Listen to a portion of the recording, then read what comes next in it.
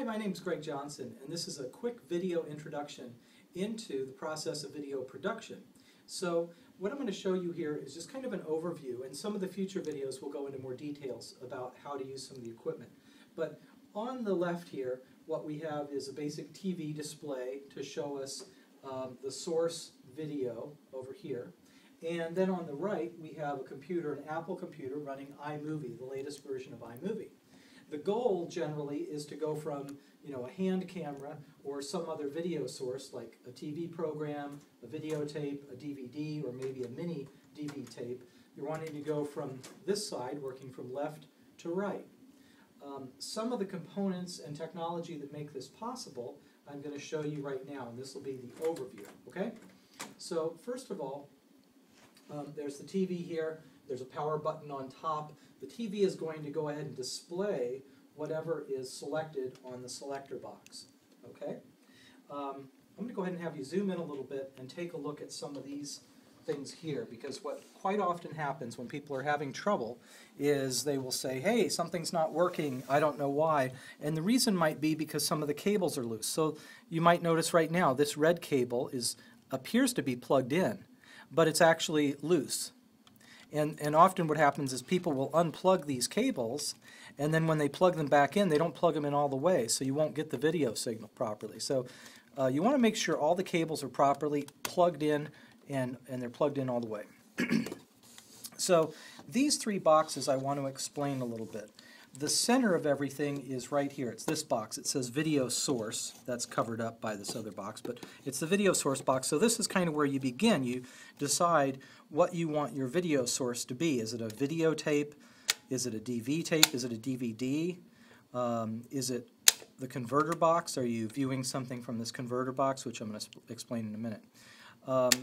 So typically, if you're working with video, you might be choosing, let's say, the VCR, and let's take a look at the TV right now.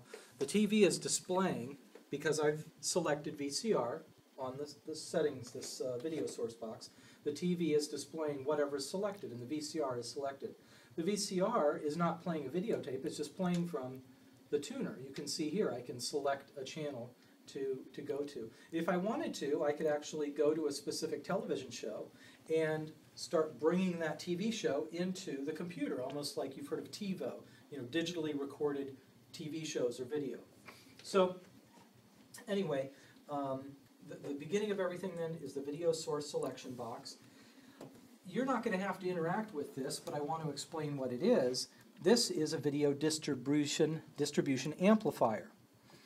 So that means of all the inputs going into the video source box, of all these inputs, once you've selected what your source is going to be, like I selected VCR, then this box says, okay, you've selected VCR, and it sends the VCR signal out to the video distribution box. It goes in here where it says input.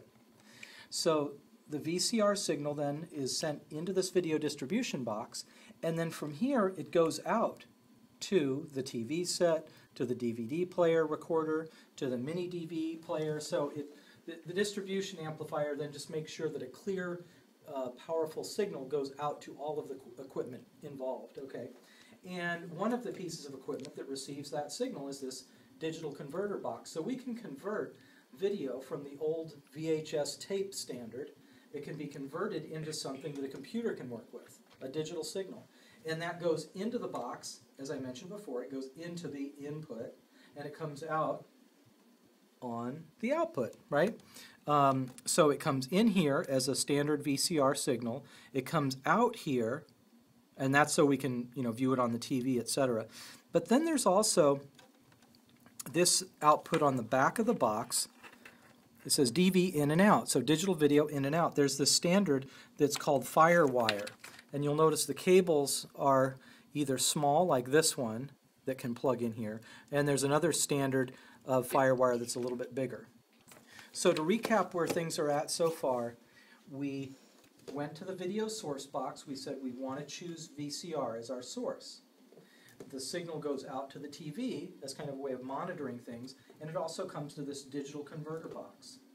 Okay, so it's that simple. You select the source, it gets sent to this converter box, and on the converter box you want to make sure the power's on, when the power is on, you'll see a light here, a green light, either DV in or analog in. Now in this case I want to push analog in because we've selected the VCR. And what you'll notice on the computer is we're seeing the same TV show on the computer as was on the TV set being displayed because we're viewing the VCR, right?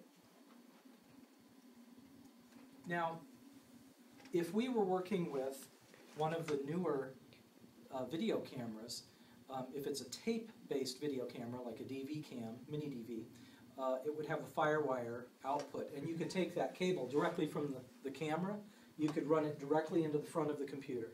You wouldn't need to go through the switch box. So that's with a mini DV tape. If it is a hard drive-based camera, those typically have a USB cable. And again, you'd plug the USB cable directly into the computer. And iMovie, the latest version, the iMovie 09, it has the capability of importing that video directly. But however you get your video into the computer, whether it's from an old videotape or a TV show or a hand camera, basically what you're doing is the same process. You're importing the video. And there are a few stages to this, but basically the first stage is you want to get the video into the computer. Once it's in there, it's referred to as an event. At least in iMovie, that's how it refers to it. It's an event. You don't edit the event, that's just raw video footage that you can use for projects, and those are listed separately. But I'm not going to discuss any of the particulars about importing or events and projects and all of that. All I really wanted to cover right now was just the basics of how you use this switch box and these components over here. If you have any questions, feel free to send them to me. I'm sure you know my email address and you can do that.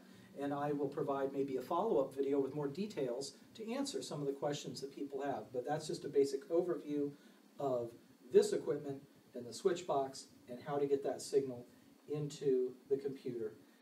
And as I pointed out earlier, I'm going to do it again here. As soon as the computer identifies that there's a signal for it to import, it will automatically, should automatically come up with the video importing box and show you whatever signal it's able to read from that. So anyway, I hope that's been a helpful introduction. I think it's answered most of the questions that I generally get from people about importing video sources into the computer. And I look forward to talking to you soon. Thanks.